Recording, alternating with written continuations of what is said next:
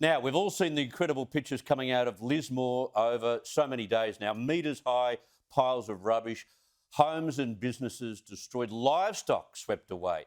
It's a kind of post-apocalyptic scene. Now, locals face still a long, hard slog to get back on their feet. Both the New South Wales Premier and Prime Minister have been there, promised plenty. But let's get reaction from the front line.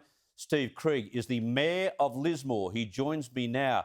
Steve, thanks for your time. Before we talk about promises and politicians, give us a sense of the situation on the ground in Lismore. Are spirits lifting, or is the job looking like it won't be finished far, way down the track, and is it demoralising? It is demoralising. That's a good word for it, Chris. I gave myself an early mark today and came home and cleaned myself up and had a shower, and I'm sipping on a good champagne at the moment just to have a bit of a debrief. But man, what an effort our community's put in over the last 10 or 12 days. It's just been absolutely massive. But the feeling I'm getting around the streets is there's so many so much community involvement in putting out food parcels and just looking after each other. But the feeling I'm getting is that sense of desperation now, and that's where to from here. Yeah.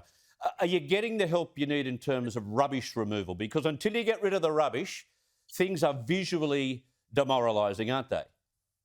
Exactly right. And the statistics I heard, we're moving out 3,000 tonnes of rubbish a day. There's one truck a minute going to the temporary waste facility. But again, another figure I've heard, we've got another 3 or 4 weeks of this. Oh. So do the sums, there's a hell of a lot of crap lying on the streets. And as it gets cleaned up, people's spirits do lift, but then you've got the mammoth task of where do you start now? We've got to rebuild, we've got to start all over again. The Prime Minister was there yesterday. How much time did you get with him? There was about 15 minutes, not long at all. It was probably 10 minutes longer than we were scheduled to get. But once we had him in a room, we sort of locked him in and wouldn't let him get out. Good. What were you able to communicate to him that you thought he absorbed?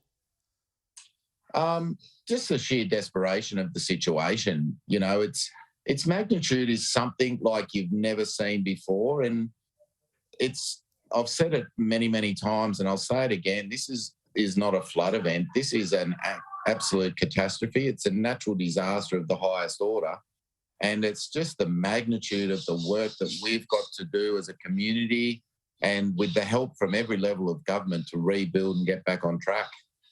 When he went into the community without cameras, did he cop some from locals? Oh, of course he did. But you know what? I don't blame him for that. I did a street walk with the Premier, a week or so ago, and I had to tell a camera crew to F off, and I had to use language like that because at the height of emotion, and when you're trying to get a sense of what people are feeling, you don't need a camera crew in your face. You don't have to actually record everything. And I can understand that because with Dominic Perrottet, it was bad enough. I can't imagine the absolute scrum surrounding the Prime Minister. I don't blame him for that. I understand why he did it because, you know what? People are still emotional. People are still hurting very deeply. And it's an emotional time. People's lives and their livelihoods are literally sitting in the gutter. Yeah, and in many ways, it's up to people like you, community leaders, that have to say, well, hang on, you're complaining about that particular problem. That's not the federal government, that's the state government. And then on the other hand, someone's complaining about that. You've got to say to them, that's not the state government, that's federal government.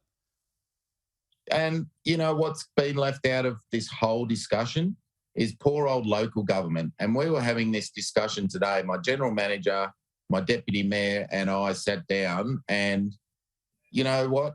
Lismore City Council is not in the best financial position. And one of the reasons that we got voted in and one of the reasons I appointed my general manager is to try and restore the financial position of Lismore City Council. Mm-hmm. Now, we're going to be left with probably $500 million of infrastructure, repair and replacement.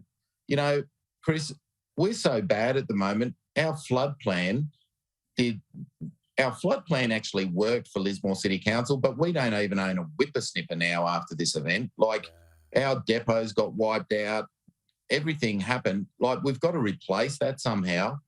And local government feels like they're left out of the discussion at this stage. And lastly, we have to have a serious conversation about shifting the town centre, don't we? Obviously, we'll have the discussion. The reality of it is that, you know, this has been tried before. 40 years ago, Lismore City Council chambers were moved out of the CBD of Lismore and up into the hills, and no one followed.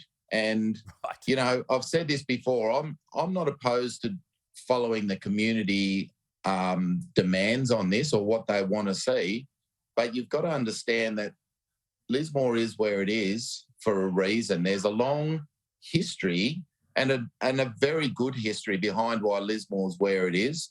And you can't just shift 150 years of history based on a major natural disaster. And you've got to understand that, as I've said before many, many times, and no doubt I'll say it many times again, this isn't a flood, because Lismore can prepare for a flood. Lismore can live with a flood. Lismore can get through a flood. This is actually a natural catastrophe that has just absolutely demolished not only Lismore, but towns that have never been flooded before in their CBD, like Casino, only 25 kilometres away, you know. Tweed Heads has devastated Murwillumbah, Mullumbimby, Ballina, Casino, I've mentioned, Coracai, Woodburn. These are all victims of this major weather event. And just to say, let's move the CBD of Lismore, I think is a knee-jerk reaction. And an emotional reaction too, and a mammoth undertaking. I've got to leave it there, Stephen. I've run out of time. Thank you very much for yours.